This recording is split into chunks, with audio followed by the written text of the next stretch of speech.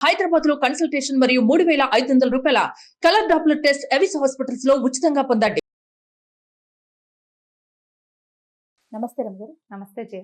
రమగారు, ఇప్పటి వరకు మీరు చెప్పని ఒక డిఫరెంట్ స్టోరీ కావాలండి.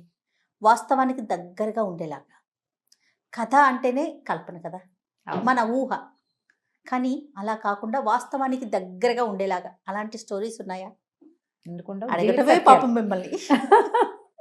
జీవిత సత్యాలు. ఒక మనిషి మరణిస్తే అతని దేహాన్ని వదిలిపెట్టి ఆత్మ బయటకు వచ్చింది. అతన్ని తీసుకెళ్ళటానికి యమధర్మరాజు వచ్చాడు. చేతిలో ఒక పెట్టు ఉంది ఆయన చేతిలో. వచ్చి, నాయనా నీ సమయం అయిపోయింది, నువ్వు మరణించావు, పద మనం వెళ్దామన్నాడు. అనేసరికి మనిషి చాలా దుఃఖపడ్డాడు. అయ్యో, చాలా ఆశలు ఉన్నాయి జీవితం మీద, చాలా కోరికలు ఉన్నాయి, అప్పుడే నా సమయం అయిపోయిందా నాయన అని దేవుణ్ణి అడిగాడు. యమధర్మరాజు అన్నాడు, అయిపోయింది నాయన, సమయం ఎంత మటుకుందో, నీకు ఆశ, నీ కోరిక, నీ ఉద్దేశం, నీ అభిప్రాయం అవసరం లేదు. ఇక్కడ నీకున్నది అలా సమయం, అది అయిపోతే వెళ్ళిపోవటమే. అది అయిపోయింది, నేను తీసుకెళ్ళటానికి వచ్చాను, పద అన్నాడు. ఆ చేతిలో పెట్టేమిటి స్వామి, నా కోసమైనా తెచ్చారు అన్నాడు. అవునన్నాడు ఆయన. ఏది నా కోసం తెచ్చిన పెట్టెలో ఏమున్నాయి అని అడిగాడు. ఏమున్నాయి స్వామి? నీకు సంబంధించినవి ఉన్నాయి నాయన అని చెప్పాడు యమధర్మరాజు. అయితే నా ఆస్తి, నా భూములు, వాటికి సంబంధించిన పత్రాలు అవి ఉన్నాయా అన్నాడు. అవన్నీ భూమికి సంబంధించినవి నాయన, అవి ఇక్కడే ఉంటాయి. నీ ఆస్తులు, నువ్వు సంపాదించినవి, నీ పత్రాలు అవన్నీ ఇక్కడివే, ఈ లోకంలోనే ఉండిపోతాయి. అయ్యో, అయితే నా ప్రజ్ఞ, నా తెలివితేటలు అవి వచ్చినాయా, అవి ఉన్నాయా ఆ పెట్టెలో అన్నాడు. నీ ప్రజ్ఞ, నీ తెలివితేటలు, నీ తలుగు ప్రతిభ అవన్నీ కూడా ఆ సమయానికి సంబంధించినవి, కాలానివి. అవి సిచ్యువేషనల్గా. నువ్వు ఒక ఇంట్లో పుట్టావు, ఆ ఇంట్లో ఉన్న వాళ్ళు చాలా తెలివిగలవాళ్ళు, వాళ్ళ తెలివి నీకు వస్తుంది, అది ఆ సమయంది, అది కూడా ఇక్కడే ఉండిపోతుంది. అయితే మరి ఇందులో నా జ్ఞాపకాలు ఉన్నాయా స్వామి? నీ జ్ఞాపకాలు కాలానివి నాయనా, అవి కాలగర్భంలో కలిసిపోతాయి. అయితే నా స్నేహితులు ఉన్నారా ఇందులో? నీ స్నేహితులు ఏముంటారు, వాళ్ళు కొంత మటుకే నీతో వస్తారు, వాళ్ళు వచ్చే సమయం అయిపోయింది, నువ్వు సమయం దాటేసావు కదా, వాళ్ళు అక్కడే ఆగిపోయారు. అయితే నా భార్య, నా బిడ్డలు, నా తల్లిదండ్రులు వాళ్ళంతా ఉన్నారా ఆ పెట్టెలో? ఆయన అన్నాడు, వాళ్ళంతా ఒక నాటకంలో నీతో పాటు ఉన్న సహపాత్రధారులు. నాటకం అయిపోయింది, వాళ్ళ దారిని వాళ్ళది, నీ దారి నీది. అయితే నా శరీరం ఉందా స్వామి అన్నాడు.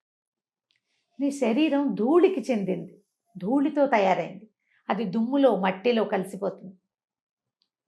అతను ఆశ్చర్యపోయాడు. అయితే ఇందులో ఏముంది, నాకు ఇవ్వండి అని ఆ పెట్టె లాక్కున్నాడు.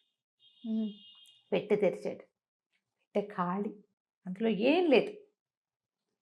మనిషి ఏడవటం మొదలుపెట్టాడు. ఏంటి, నాదేం లేదా? పెట్టె ఖాళీయా?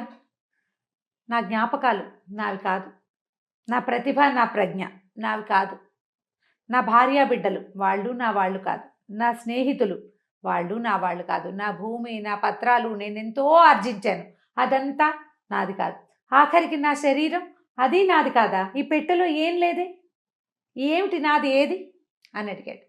నువ్వు బతికిన కాలమే నీది, దాన్ని సొంతం చేసుకో. అప్పుడు నువ్వు చేసిన మంచి చెడు మాత్రమే నీవి. నువ్వు తిన్నది, తాగింది, అనుభవించింది ఏదీ లేదు, మంచి లేదా చెడు,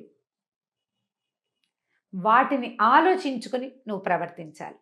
నువ్వు బతికిన కాలము మాత్రం దాంట్లో నువ్వు చేసిన మంచి చెడులని మాత్రమే నువ్వు తీసుకొస్తావు. శరీరము, భార్య పిల్లలు, స్నేహితులు, డబ్బు, నీకున్న పేరు ప్రఖ్యాతులు ఏవి నీవి కాదు, అవి ఏవి నీతో పాటు రావు. నువ్వు సంపాదించింది మొత్తం వెనకాలే ఉంటుంది. నువ్వు చేసిన మంచి నీతో వస్తుంది, చెడు అది కూడా నీతోటే వస్తుంది. చెడు వల్లే నువ్వు ఎక్కడ పుడతావు, ఎలా పుడతావు, ఎంత దౌర్భాగ్యమైన పుటకొస్తుంది నిర్ణయింపబడుతుంది. మంచి వల్లే నీకెంత మంచి జీవితం భావి రాబోతోందో నిర్ణయిస్తుంది. అది తప్ప నువ్వు ఏమీ తెచ్చుకోలేవు అని చెప్పాడు. మనుషులు తెలుసుకోవాల్సిన జీవిత సత్యాలు ఇవి. జీవితానికి అతి దగ్గర కథ. నిన్న తిన్నాం, రేపు తింటాం, ఈరోజు తింటున్నావు, ఈ రోజులో బతుకు, ఈ రోజుని సరైన రోజుగా చెయ్యి. ఈ ఒక్క రోజులో నువ్వు ఎవరినైనా దుర్భాషలాడతావు, ఎవరినైనా హెచ్చరిస్తావు, ఎవరినైనా ఏదో ఒకటి అంటావు, అవన్నీ నీ వెనకాల పడతాయి,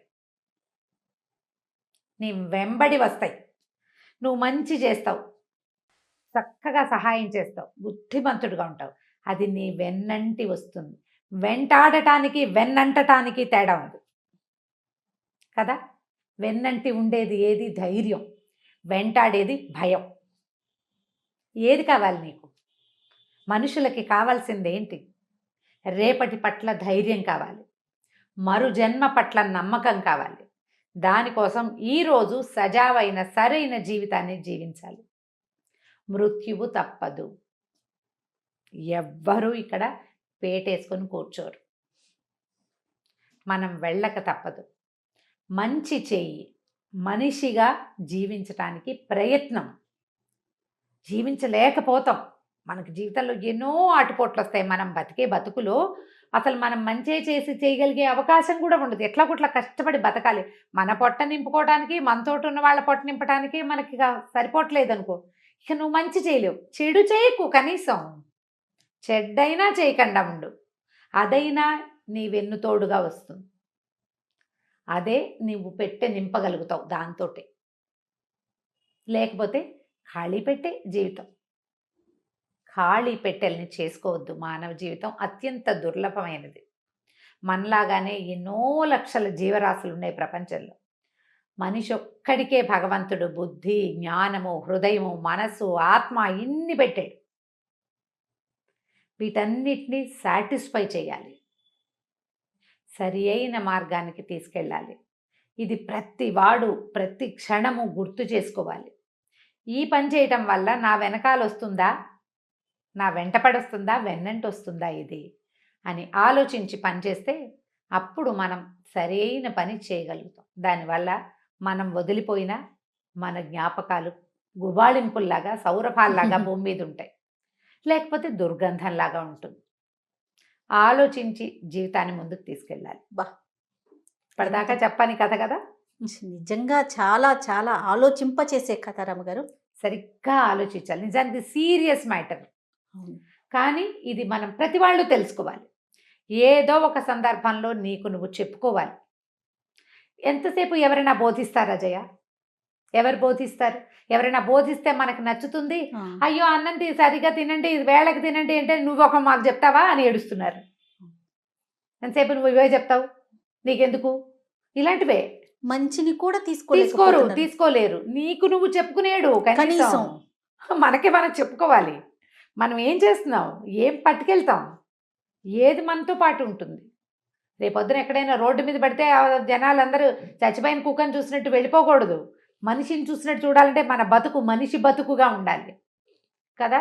ఆలోచించండి. ఇలాంటి కథలు అప్పుడప్పుడు చదవండి, అవకాశం వచ్చినప్పుడు వినండి, దాని మీద డిస్కస్ చేయండి, ఆలోచించుకోండి. కనీసం లోపల మనకి మనం ఆలోచించుకుంటే బాగుంటుంది. డిస్కషన్ కూడా వద్దు రమ్మగారు, మనకి మనం ఆలోచించుకుంటే చాలు. అదే ఎక్సలెంట్ అండి. నమస్తే రమ్మగారు. నమస్తే జయ.